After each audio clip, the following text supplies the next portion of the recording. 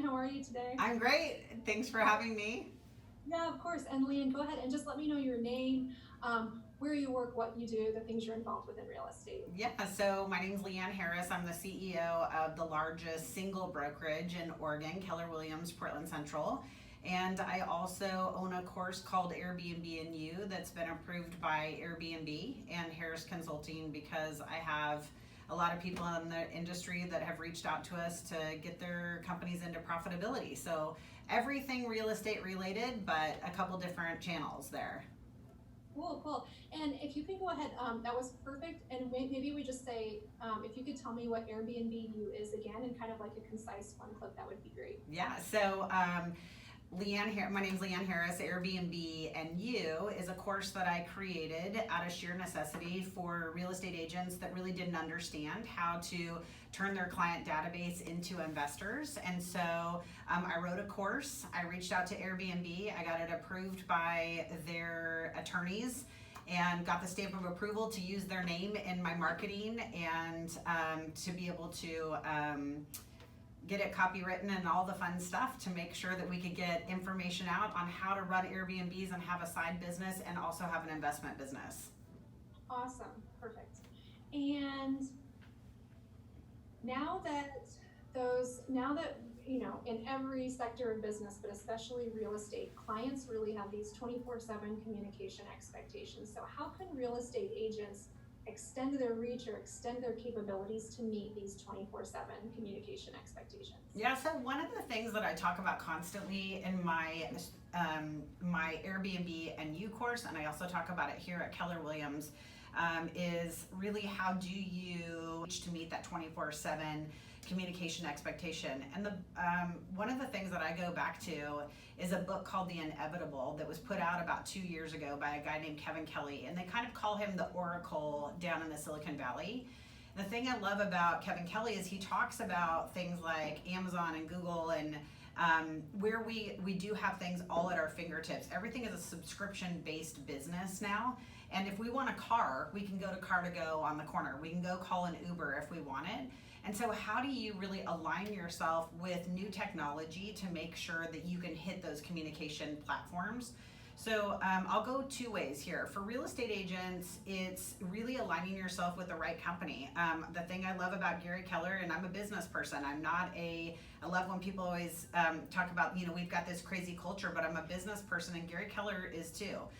He went out, he bought the best technology that there was, and one of the things that we have behind the scenes is something called Kelly. It's very similar to Alexa. So if you look inside your Amazon account and you know what you're gonna order next week, it kind of starts showing up as ads of what you should be ordering because it's been listening to you, right? Kelly does the same thing with real estate agents and their clients. So it actually will interact with the database to give you smart technology around real estate. So that means responses in the middle of the night when you have a buyer that's restless, right? It's being able to read contracts and know what is the best offer for your sellers. Things like that are coming through because he's invested in that smart technology. Same thing with Airbnb. A lot of people ask me, why do you not go on VRBO? Why do you not go on some other vacation sites for your investors? Why do you constantly promote Airbnb?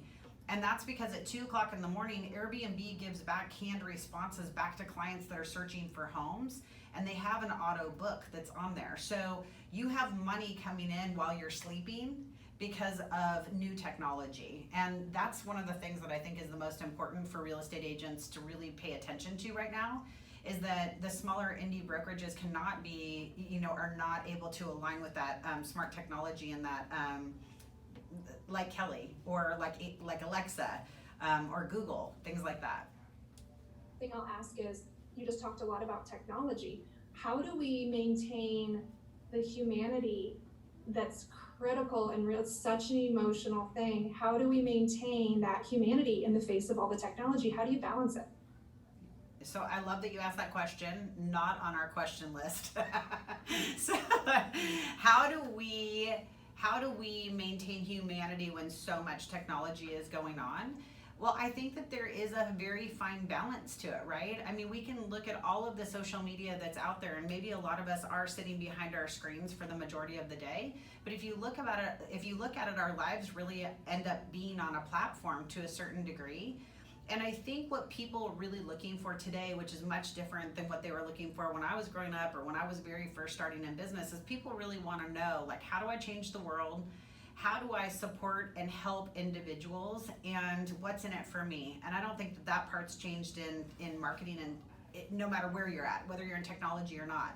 So I think that today, where the real estate agent and also an Airbnb host would have that leg up, is that they're personalizing their message, and they're making sure that they're having those types of communication back with their clients. So for example, I'll use Airbnb as one, and then I'll use my real estate agents as another, is that in Airbnb, you might have that digital response that's coming out in the middle of the night, but then it's your job as a host to make sure that your client has the best experience ever. So when they tell me that they're having an anniversary, of course, we're going to make sure that they have a bottle of champagne and a goodie box when they arrive, and a sign that says happy 20th anniversary, or whatever it is that they're celebrating.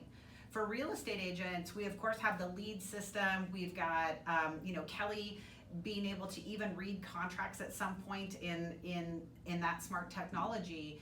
But it's still the responsibility of a real estate agent to do a needs analysis on a client and get to know that person at a deep level, so that they serve them where they're at, not where the real estate agent is. And I think that that is the difference between 20 years ago when I started in the real estate arena, and now, is that 20 years ago you could make a phone call to someone and say, do you know anybody that's looking to buy or sell homes? And now you have to say, hey, I know you do XYZ business, how can I support it? And oh, by the way, I also sell real estate if you want to support my business. So our lead generation has even changed.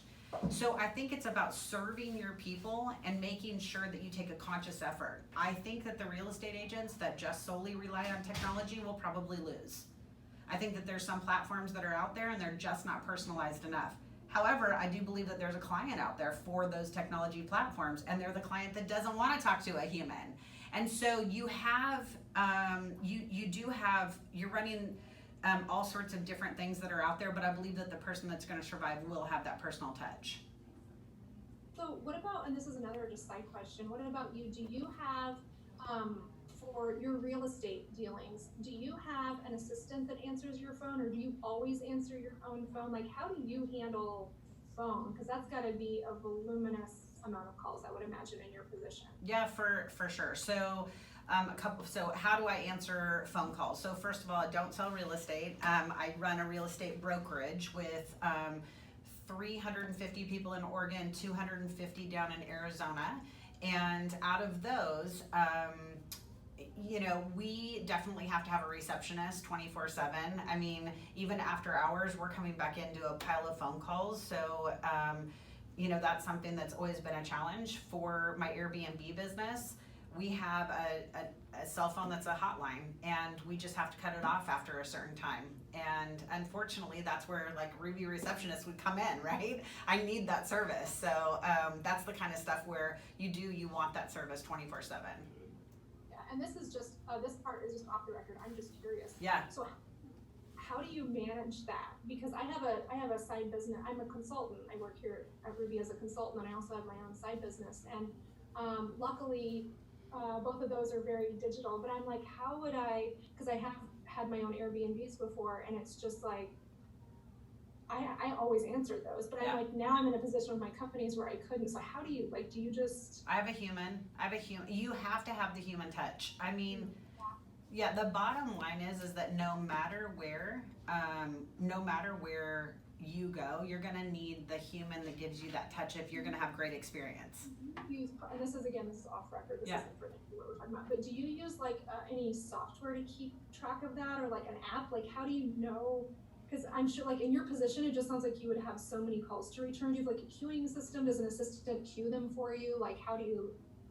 I think that I'm like looking for basically like a virtual assistant app right now that's not that actually works. Yeah, I mean, we use HubSpot for our CRM that does a lot of that. We also, I mean, I have a person that specifically manages my Airbnb, but most of the communication on that platform is within the app, so you can track all of it. And then with my real estate business, because I really am running about 6 states right now, because I've got partners in other states as well in my expansion business, we have to use HubSpot and we have to track it there. When did you stop selling real estate and start doing? So I only did flips. I've only been an investor the majority of my life, and I've been a business owner and an operator. I did mergers and acquisitions back in 2007, which really got me understanding how to do the business model, but I had done real estate before that in investing. Got it. Okay, Yeah. Cool. Okay, so we're back on. Yep. Editor. We're back on now. We already talked about that. What client acquisition channels are you investing in right now? And maybe I shouldn't say you. What client acquisition channels should realtors and brokers be investing in right now? Okay. So, the question is, what client acquisition channels are you investing in right now? And I'll be really honest that in the past year, I would say that real estate agents are still using platforms like Sync, Zillow. They're being Redfin partners, they're being Open Door partners. They're saying, hey, here's where tech is, and I'm going to be a partner with them, and I'm going to figure out how to share clientele some way. In my opinion, I think that you need to start building your business back up again from the roots with technology as the sideline. And that's why I really love what Gary Keller's pushing out with our Keller Command and Kelly, our smart technology, and understanding that we've got to rebuild our databases. We've got to be able to interact with our databases electronically, like with social media and things like that, but you've got to be able to have that contact, and that it is a touch sport. It is a face-to-face, a belly-to-belly business, and I still believe that is true today. Awesome. And then I think we've talked a lot about the communication technologies impacting your industry, unless you wanted to expand on that. I think we're good on that one. Okay, cool.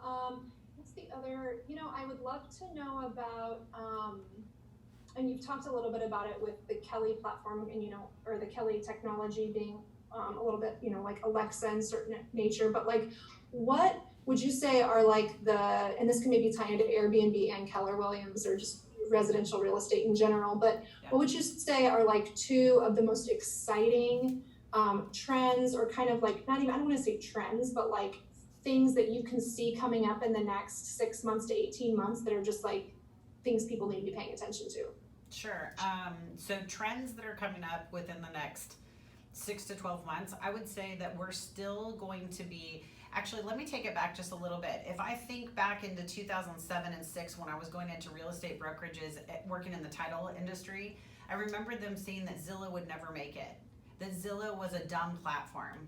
And so what ends up happening is that if you watch it, it takes about 10 to 12 years in order for things to really play itself out in real estate. Real estate is interestingly slow sometimes.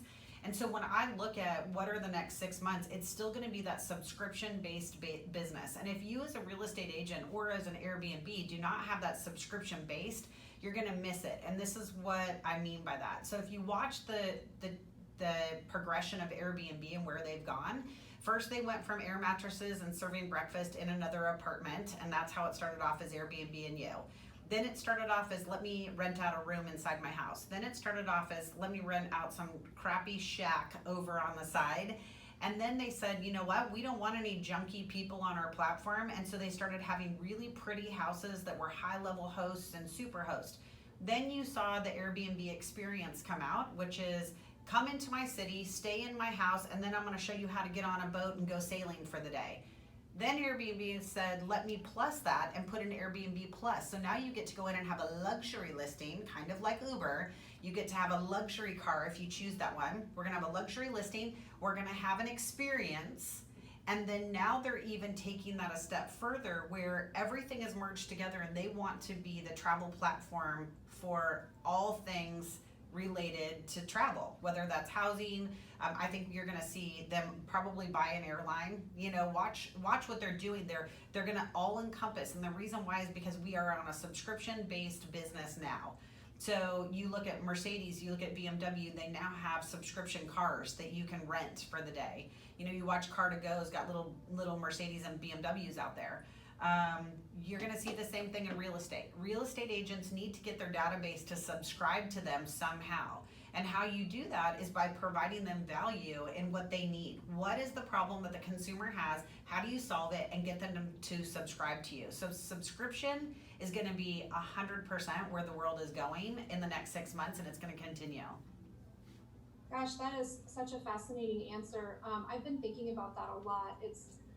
I was in the market to buy a house in the past year. I put 3 offers in. I was 2 weeks away from closing. A ton of stuff that should have been disclosed came out 2 weeks before closing. I pulled out, and I'm realizing, I'm like, gosh, I'm a consultant. I'm a digital nomad. You know, I can go anywhere. And I've been seeing more and more of these companies. WeWork has gotten into it with the We Live, and you see these pop-ups. I mean,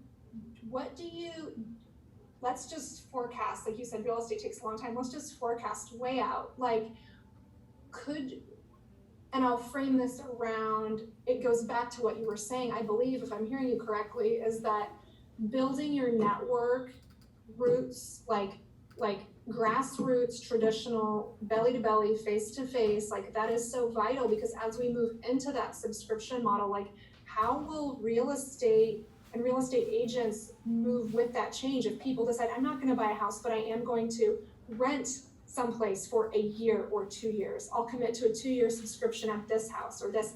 Where do you see that kind of going, and how can a real estate agent or broker protect themselves against technology and be part of that system and not kept out of it with the new tech? Yeah, I mean, I tell this story inside my Airbnb and You course as well, and it's about my 22-year-old son, and he bought a one-way ticket to Paris and said, I'm out of here. And I'm like, where are you gonna live?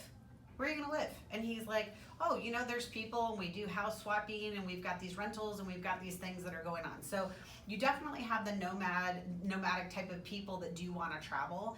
But somebody once said to me that I am going to bet on the fact that people want to live indoors. So I don't think real estate is going away. The problem is that real estate is still an extremely expensive hobby to be investing in online. So the way that I think about it is, right, if we're looking at technology, if you had $10,000 and I said, you're gonna go buy some stock, where are you gonna go? I don't know, there's probably some place online you can get in there. But if I told you, Aubrey, and I said, I'm gonna give you $10 million, what are you gonna do? You're probably going to call a financial manager, and you're going to take the biggest investment of your life, and you're going to go over and you're going to work that $10 million through a financial manager. So when I look at people buying homes or renting or however they're going to get through technology, I still believe that people are going to want to talk to an expert about the purchase of the largest purchase of their life. They need an expert. They need somebody that does this a lot more than once or twice in their lifetime. So I believe that professional is still needed. The problem is that in real estate, they don't make themselves the fiduciary expert, which they need to do. We need to have real estate agents that really understand that this is their responsibility to be the economist of choice, to understand real estate from beginning to end and actually give them economic advice. On the tech side, though, there's going to be that person. It's going to be possibly that person that's like, I've got a death in the family. I just want to fire sale this house. I don't care. I'm going to call an open door, and that's the best thing for me. I'm going to pay 11% commission on it, but I don't really care. Money is not the problem right now. Getting out of the transaction as fast as possible is the problem. And so we have a sector that has solved that problem. So you always are good. If you can find a problem with the consumer and you can solve it, you're going to be relevant no matter what. Doesn't matter. And technology can't solve all human issues. We know that.